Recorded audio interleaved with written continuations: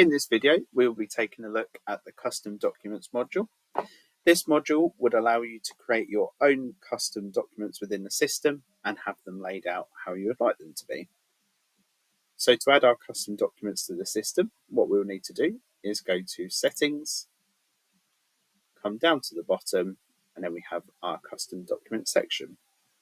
Within this section, you have your different options that you can add into here. The one that we're going to focus on to begin with is our custom dispatch note templates. So I'm going to click into here, which will take us through to our custom dispatch note template section. If you already have any pre-existing dispatch notes in the system, then they will be shown here. What we're going to do is take a look at a custom document that I have already put together, and we'll run through uploading and adding it to the system. So if I open my document up, this is my custom dispatch note that I have built. On here, we are split into two separate sections. We have our order details at the top, which are using the order tags. These are available for various different sections. So you can have the order information, you can have address details, and you can also have a list of general tags added on here. These can be added anywhere on the dispatch note and don't have to go into a specific section. Whereas down below, we have our picking list. So this is a merged pick table, and this would use merge fields. So the merge fields are only available to be used within the merged picking table. Within mine, I have got my headers for my different sections I would like shown on my dispatch note, and then below the corresponding merge fields that will then enable these to run. So at the beginning of every merge pick table, you have to have table start picking, and at the end, you must have table end picking. This will then enable the system to know where the table starts and where it ends. You can find our list of available tags and merge fields on our custom documents help guide. To insert merge fields, up the top we would go to Insert. We would then click into Quick Parts.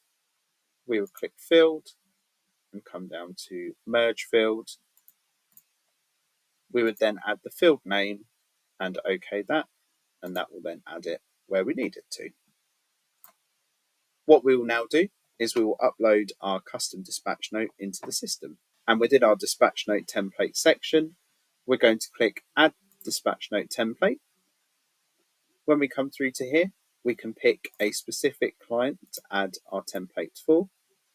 We can then choose our file. Once we've chosen our file, we can then give it a name. So I'm going to call mine Custom Dispatch Note.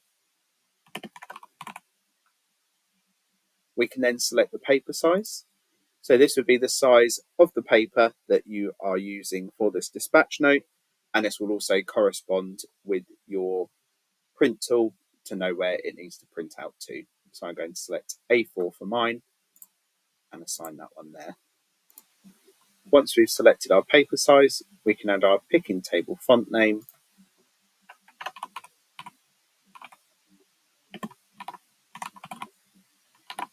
And we can add our picking table font size.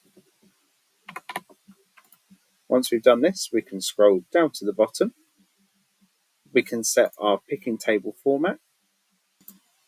Once we've added our picking table font size, we're going to scroll down to the bottom and we're going to turn on the merge picking table option as we are using a custom table. So then I'll add that one in there and that will add it into the system for us. We can then go to settings again, and to make this live, we would need to go to dispatch note settings. We would click to add new dispatch note. We can then set a specific channel for this one to be used for. So if you had different dispatch notes for different channels, you can assign them to those specific channels. However, if you would like that to be used for everything, we can leave that set to all. We can assign it to our specific client, and in the template style, we can then select our template that we have just added. So our custom dispatch note. Then as we come down, we can tell it to show pricing on our dispatch note. We can group our items by bundle, and we can also group it by bundle and show the top level only. If you are customizing one of our standard dispatch notes that are in the system, you can add top images and promo images. However, as we're using a custom dispatch note, these would not be supported and the images would need to be added directly to the document.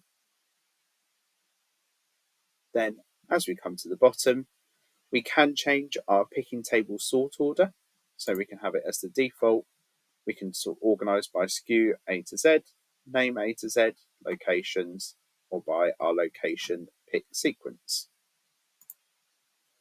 Then all we would need to do is create our dispatch note, and now we have added that in the system.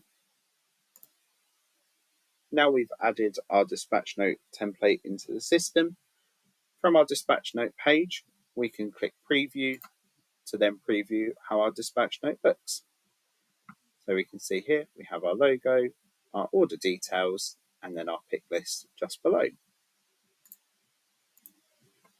If you needed to re-download your template that you've just uploaded to make any adjustments to it, we can go back to our settings, down to our custom documents section, into dispatch note templates, and then we can then download the template and then re-upload that with our adjustments.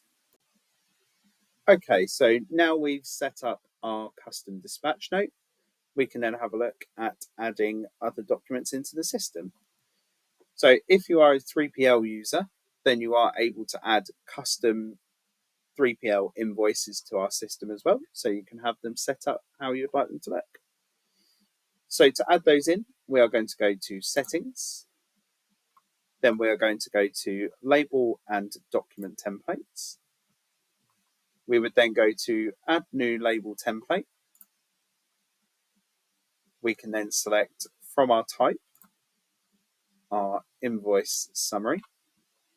We can assign this to all clients, as every client would need to be used against this one.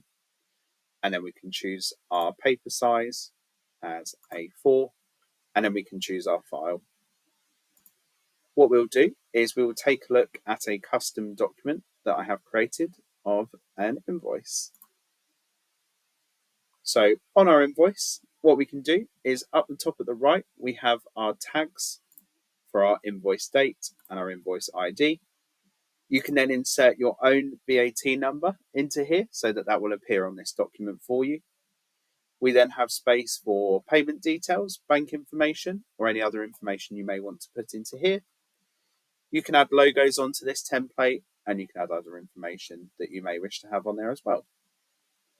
Then we have our invoice address. So this is the address for your client that is being invoiced. So you have that detail available on here. And then just below, from our available list of tags, we then have our breakdown of your different 3PL charges. So again, using our tags that we have available, we can then add those on there and they will be all ready to go. So I'm just going to close this one off, and then we're going to choose our file and upload that one into the system. Now we have that selected, we can then insert a name. So I'm going to call this my custom 3PL invoice, and then we can add that one. And that is now ready and available to use in the system for us.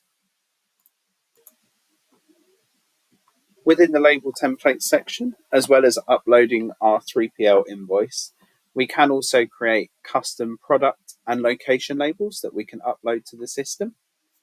So again, it would be going through to the same option to add new label template.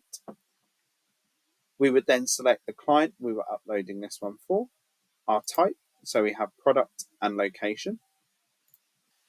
We can select our label type from our drop down. So I'm going to select product.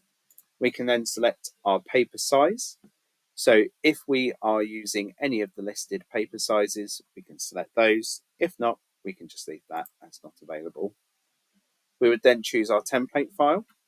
I have some pre-made product labels available that I can show you. So I'm just going to open that up. So on here, we have got our A4 page of labels for our products. So these use merge fields to generate the SKU, the image EAN, and then the product name. So the image EAN field will generate a barcode based on the product's EAN. You can also use the product ID to generate those as well. So we use the field next record, so the system knows that we would like to keep creating labels and it will run based off of that. If you would like to use a smaller label template, that is also available. I have a 70 by 32 millimeter label here. So what we can do is we can just change the paper size within Word. So then that will use that side to create our label. So same thing again, we have the merge field SKU, image EAN small. So we know that it needs to create a small barcode. And then we also have our product name as well. So now we have our labels for our products ready to go. We can close those off and we can choose our file and upload those into the system. Once we select our file, we can add the name of the file. So I'm going to call this 70 by 30 millimeter product label. And we'll add that one in there. We can now also add location labels. So I'm going to go to add new label template. I'm going to select the type as location. The paper size I will leave as not available as the paper size I have is not listed, and then I'll choose my file. So I have got a pre-made label that I will show you on the screen. So I'm going to open that one up. So on our location label, we have the merge field added for location name, and then we have image ID small. So this will generate a small barcode for our label. So what we'll do is close that one off. We will choose our file and upload that into the system. For the location label, we are going to call this 70 by 30 millimeter location label and add that one in. So now we have our label templates uploaded. We can now go to products, extras. We can go to product labels and we can then select our product to generate our label for and our warehouse to generate the label within. We hit generate, then we select our label template, our format of Word document or PDF, and then we insert our quantity of labels to generate. Once we've done this, we then hit generate, and that will generate our label for us. Once we've generated it, we can then open our label up. So I'm going to click into here, and we have our product label. We can now go and have a look at our location label. So we're going to go to Warehouse, Manage Warehouses, into our location page. We're then going to tick our location to generate our labels for. With our bulk actions on print, we hit go. We select our label template, our print type, and we hit print. Now we've generated our labels, we have our location labels with our name and our ID barcode that we can use. That is our custom documents module. Thank you very much for watching this video.